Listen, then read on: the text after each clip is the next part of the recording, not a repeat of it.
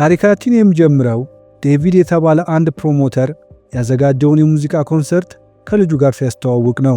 ዴቪድ እና ባልደረቦቹ በአውስትራሊያ ምድር ታይቶ የማይታወቅ ድንቅ የሙዚቃ ድግስ ያዘጋጃሉ።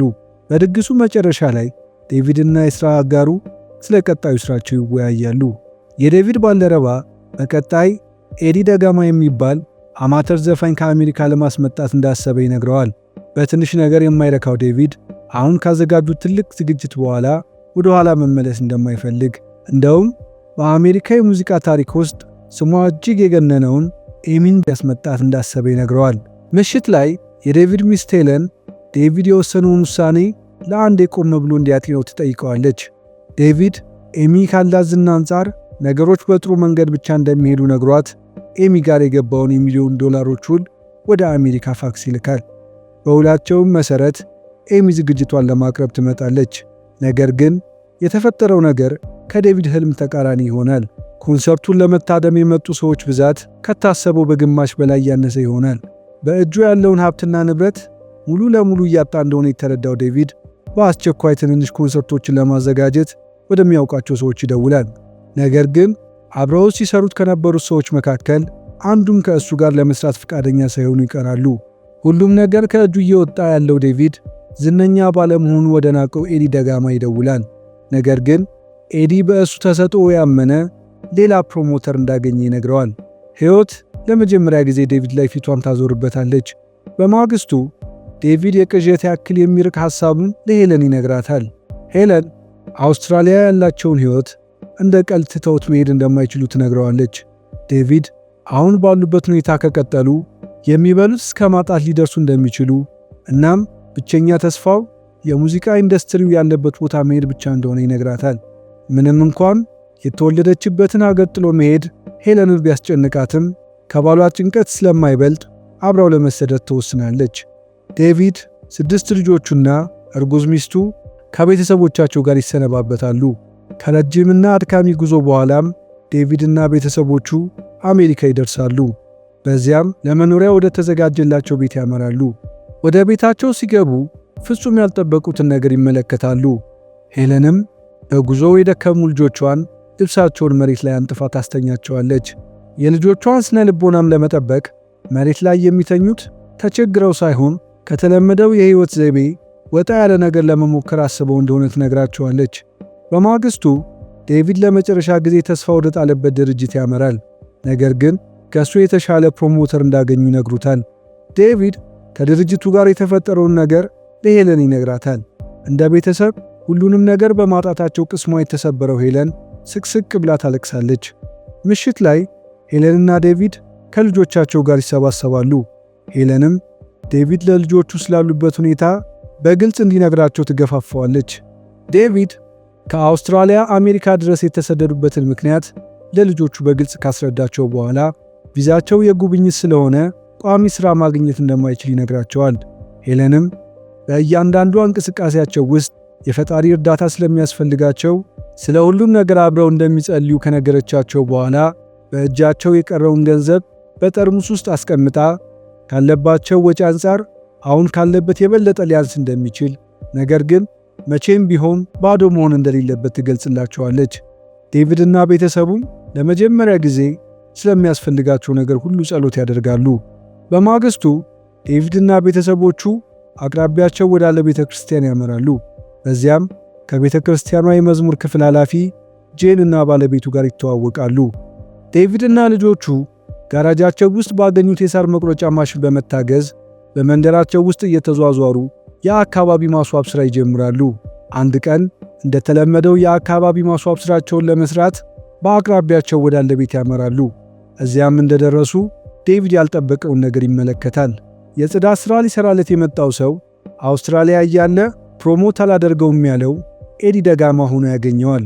ኤዲ ዴቪድን እንዴት እንደዚህ አይነት ሁኔታ ላይ እንደወደቀ በመገረም ይጠይቀዋል። ዴቪድም ስላገኘው መደሰቱን ነግሮት ወደ መጣበት ይመለሳል። ኤዲ ሥራውን መስራት የሚፈልግ ከሆነ መስራት እንደሚችል ለዴቪድ ይነግረዋል። ሀፍረትና ኩራት እኩል የሚያሰቃዩት ዴቪድ ከልጆቹ ጋር ሆኖ የኤድን ግቢ ያጸዳል።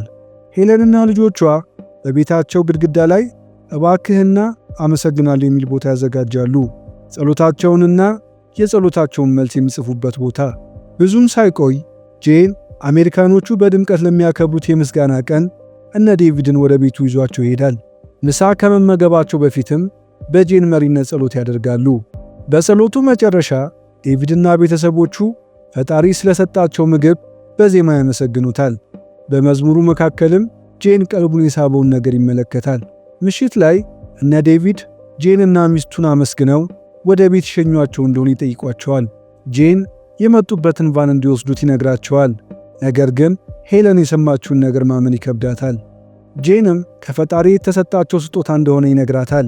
ዴቪድ ሄለንና ልጆቻቸው ስላገኙት ያልታሰበ ሲሳይ ፈጣሪያቸውን እያመሰገኑ ወደ ቤታቸው ይሄዳሉ። በማግስቱ የዴቪድ ልጆች ለፈረንጆቹ የገና በዓል የሚያስፈልጋቸውን ነገሮች ጽፈው ለወላጆቻቸው ይሰጧቸዋል። ነገር ግን ዴቪድ ለበዓል ብለው የሚያወጡት ሳንቲም እንደሌላቸው ይነግራቸዋል። ልጆቹም ወላጆቻቸው ለሁሉም ነገር መጸለይ እንዳለባቸው እንደነገሯቸው አስታውሰው እናታቸው ለገና ምን ብታገኝ እንደምትደሰት ይጠይቋታል። ሄለንም የልብስ ማጠቢያ ማሽን ብታገኝ ደስ እንደሚላት ትነግራቸዋለች። ልጆቹም ፍላጎቷ እንዲሳካላት ከእናታቸው ጋር አብረው ይጸልያሉ። ረፋድ ላይ ዴቪድ ለመጀመሪያ ጊዜ ሴት ልጁ ያላትን የመዝፈን አቅም ለማየት ይሞክራል። ለእንደሱ አይነት የሙዚቃ ልሂቅ ዓይን የምትሞላ ባይሆንም ተሰጥኦ እንዳላት ግን ማስተዋል ይችላል። ምሽት ላይ ዴቪድና ቤተሰቦቹ ባላቸው ነገር የገናን በዓል ለማሳለፍ ይሞክራሉ። ነገር ግን ቤታቸው አካባቢ የሚሰሙት ያልተለመደ ድምፅ ግራ ስላጋባቸው ወደ ውጭ ይወጣሉ። የሚያዩትን ነገር ከጠበቁት በላይ ይሆንባቸዋል። ጄንና የመንደሩ ሰዎች ለእነ ዴቪድ የሚያስፈልጋቸውን የቤት ዕቃ ሁሉ ይዘውላቸው ይመጣሉ። ምሽቱንም አብረዋቸው ያሳልፋሉ።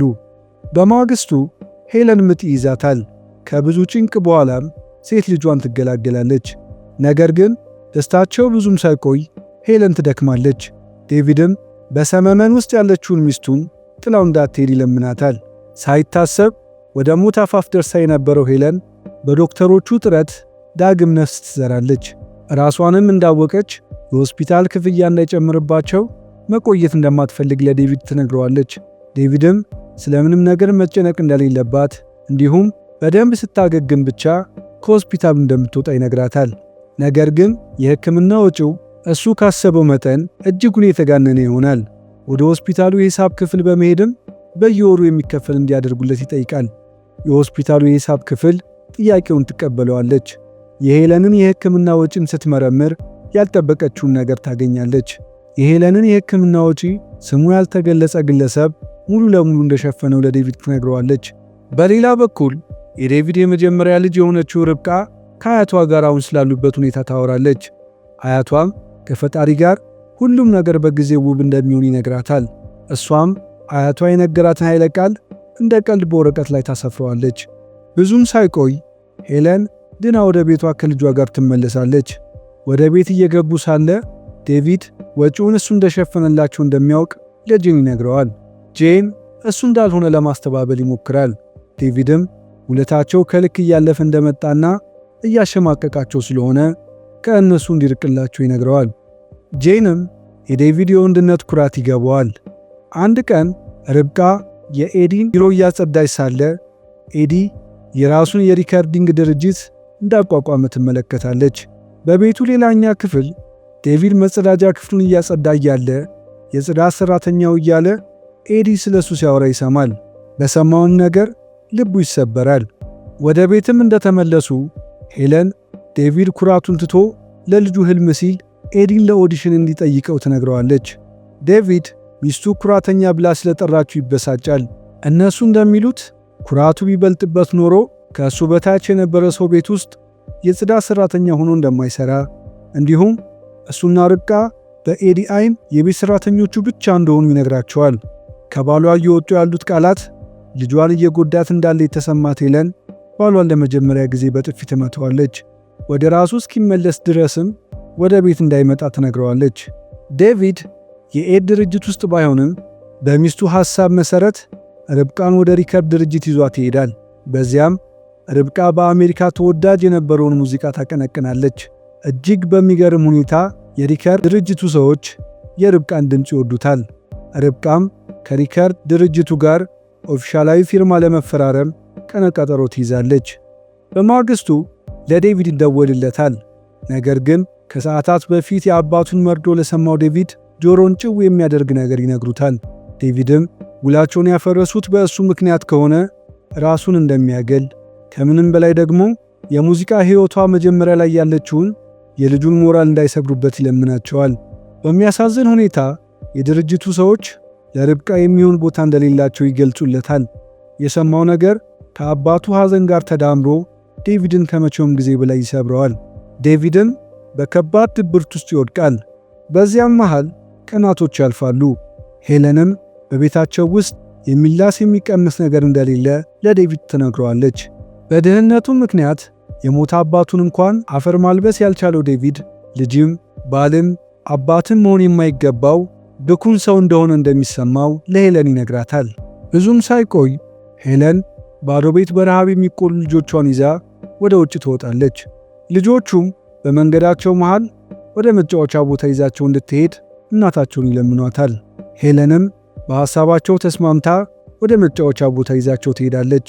ከልጆቿ ጋር የተወሰነ ስትጫወት ከቆየች በኋላ ለልጆቿ ወደ ኋላ መመለስ የሚባል ነገር እንደሌለ እንዲሁም ከዚህ በኋላ አውስትራሊያ ያለው ሕይወታቸው ታሪክ ብቻ እንደሆነ በአጽንኦት ትነግራቸዋለች። ወደ ቤት እንደተመለሱ ሄለን ዴቪድ ለልጆቹ ሲል ከምን ጊዜውም በላይ እንዲበረታ ትለምነዋለች። ዴቪድ ከመሸገበት መኝታ ቤት ይወጣል። የሞኝ ሥራን በመስራቱ ልጆቹን ይቅርታ ይጠይቃቸዋል። ልጆቹም አንድ በአንድ ይቅርታ ያደርጉለታል። ርብቃም ቤተሰቡን ካለበት የሕይወት ሸክም ማሳረፍ የምትችልበት አጋጣሚ ሊፈጠር የሚችል ከሆነ ለመጨረሻ ጊዜ ኤዲን እንዲያናግርላት ትጠይቀዋለች። ዴቪድ ለኤዲ ይደውልለታል። በማግስቱ የርብቃ ወንድሞች የመድረክ ዝግጅቱን በደንብ ያደምቁታል። በዴቪድ ጥሪ መሠረት ርብቃን በዜማ ለማጀብ ጄን በመድረኩ ይገኛል። ኤዲም ከሥራ አጋሩ ጋር በዝግጅቱ ይገኛል። ርብቃ አያቷ በነገራት ኃይለ ቃል ተመስርታ የሠራችውን አዲስ ሙዚቃ ታቀነቅናለች። ኤዲና ጓደኛው ብቻ ሳይሆኑ ወላጆቿና የጄን ቤተሰቦችም በሰሙት ነገር እጅግ ይደነቃሉ። ኤዲና ባልደረባው የተወሰነ ከተማከሩ በኋላ ለርብቃ የሙሉ አልበም ሥራ ያቀርቡላታል። ከተወሰኑ ወራቶች በኋላም ርብቃና ቤተሰቦቿ እጅግ የተዋጣለት ኮንሰርት በአሜሪካ ያቀርባሉ። የሕይወታቸውን ብርሃናማ ዘመንም ከኮንሰርቱ ጋር አብረው ይጀምራሉ።